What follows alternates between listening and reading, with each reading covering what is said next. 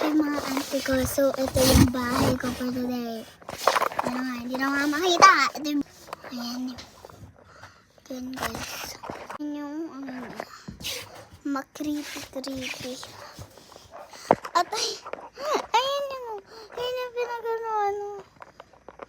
Ginawa ko natin. Ginawa ko yung best ko. Ayan. Ginanyan ko yan. At tapos ito dito. Pa. Ito na yung pinakamaganda. So, ito na yung pinakamaganda kong bahay. Ay, may basa.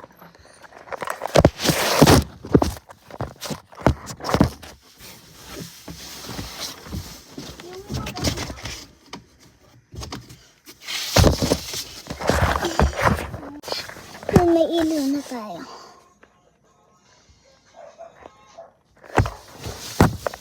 Sara ka muna.